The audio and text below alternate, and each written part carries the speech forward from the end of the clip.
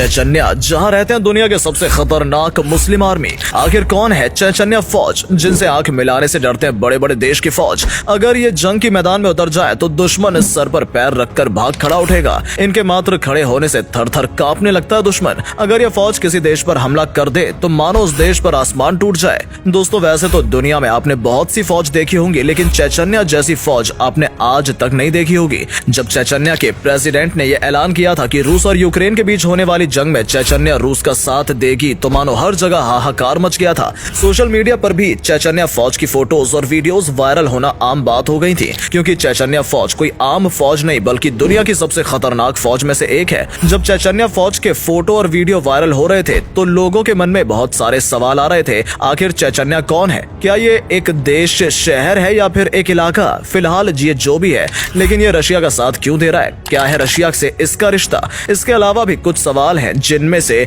एक ये है कि चेचन लोगों का इतिहास क्या है। आखिर ऐसा क्या हुआ कि इसे दुनिया के सबसे खतरनाक फौज माना जाता है? तो चलिए आज की वीडियो में हम इन्हीं सारे सवालों का जवाब ढूंढने की कोशिश करते हैं। सबसे पहले तो आप ये जान लें कि चेचन्या कोई देश नहीं है, बल्कि ये रशिया का ही एक राज्य माना जाता है। वो बात अलग है कि रशिया ने काफी हद तक इसको एक देश की तरह आजादी दे रखी है। यही वजह है कि चेचन्या का खुद का ही एक प्रेसिडेंट है, जिसका नाम रमजान कैडिरो है। मगर दोस्तों, ये बात सुनकर आपको बड़ी हैरानी होगी कि जिस रशिया के लिए आज चेचन लोग जंग लड़ रहे हैं, आज से कुछ साल पहले ही वही रशिया चेचन लोगों का सबसे बड़ा दुश्मन था। और चेचन लोगों ने इसे रशिया से 1, 2, 10 या 20 साल नहीं बल्कि लगभग 75 से 80 सालों तक लगातार जंग की थी। शायद इसी जंग की वजह से आज चेचन लोग पूरी दुनिया में मशहूर हैं, क्योंकि उस समय रशिया एक बड़ी सुपर पावर हुआ करती थी, तो वहीं चेचन्या में थोड़े से होशियार और लड़ाकू हुआ करते थे। लेकिन अपने से हद से ज्यादा बड़े दुश्मन से इन्होंने कभी हार नहीं मानी और कभी भी उनके सामने हथियार नहीं डाले। तो चलिए इतिहास के पन्ने को पलटते हुए इस कहानी को और भी गहराई से समझने की कोशिश करते हैं।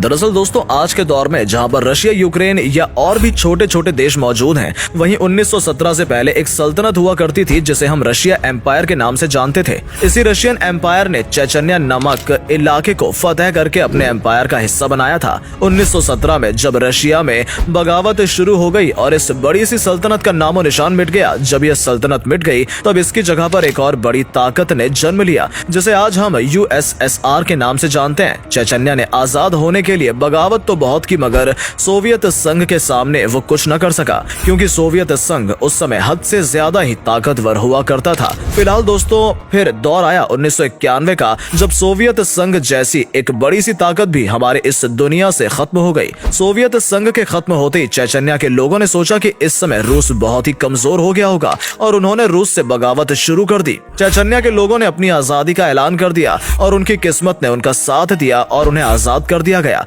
उसके बाद उन्होंने अपना खुद का एक लीडर चुन लिया जो उनके देश को आगे बढ़ाएगा। मगर यह आजादी ज्यादा लंबे समय तक नहीं टिक सकी, क्योंकि रशिया चेचन्या जैसे इलाके को अपने हाथ में जाने से नहीं रोक सकता था। फिर 1994 में रूस ने एक सेना की टुकड़ी को चेचन्या भेज दिया और जिसमें लाखों लोगों की जान चली गई। तभी 1996 रशिया को ये एहसास हुआ कि वो चेचन्या को हरा नहीं सकते, तो रशिया ने सीज फायर का ऐलान कर दिया, जिससे चेचन्या फिर से आजाद हो गया। लेकिन ये आजादी चेचन्या के लोगों के नसीब नहीं हुई, क्योंकि चेचन्या में छोटे छोटे ग्रुप आपस में ही लड़ाई करना शुरू कर चुके थे। इतना ही नहीं, चेचन्या के लोग इन छोटे छोटे ग्रुप से परेशान थे। तभी 1999 में फिर से रशिया ने चेचन्या पर हमला कर दिया और इस तरह से फिर से चेचन्या और रशिया के बीच युद्ध शुरू हो गया।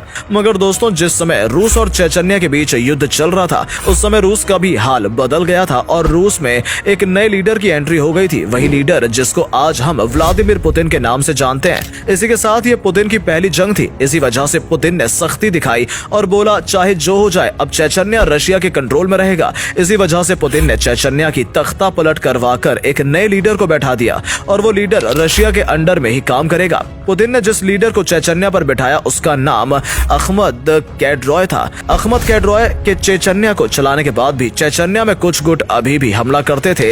इन्हीं छोटे गुटों ने मिलकर 2004 में अहमद कैडरॉय का कत्ल कर दिया। इस तरह से अब चेचन्या की हालत अब पहले से भी खराब चलने लगी। मगर फिर 2007 ने पुतिन ने फिर चेचन्या की गद्दी पर एक ऐसे इंसान को बिठाया कि जिसके बैठने के बाद हम ये कह सकते हैं कि चेचन्या की तस्वीर पूरी तरह से बदल गई और इस इंसान को आज हम रमजान कैडिरोव के नाम से जानते हैं। मगर दोस्तों, आपके मन में एक सवाल शुरू से आ रहा होगा कि रशिया चेचन्या को आजाद क्यों नहीं कर देता, जबकि हम जानते हैं कि ऐसे बहुत सारे इलाके हैं जो चेचन्या से बड़े हुआ करते थे मगर फिर भी रशिया ने उन्हें आजाद कर दिया। तो दोस्तों, आपको बताना चालू करें कि इसके पीछे की सबसे बड़ी वजह चेचन्या की लोकेशन है, जहां पर तेल और गैस के खजाने मौजूद हैं। लेकिन इसके अलावा एक बात और है कि अगर चेचन्या जैसा देश रूस से अलग हो जाएगा तो चेचन्या जैसे सारे इलाके जो रूस के कंट्रोल में रहते हैं वो भी बगावत पर आ जाएंगे और ये सारे इलाके चेचन्या के आसपास ही मौजूद हैं। दोस्तों, आपको ये बात जानकर हैरानी होगी कि एक समय ऐसा था जब रशिया की फौज की तरह से चेचन्या के मुसलमानों के ऊपर बहुत ज्यादा जुल्म सितम किए जाते थे और उनके धार्मिक कामों को करने से भी रोका जाता था। चेचन्या में एक दौर ऐसा भी आया कि रूस की तरफ से चेचन्या ने नमाज पढ़ने पर भी पाबंदी लगा दी थी,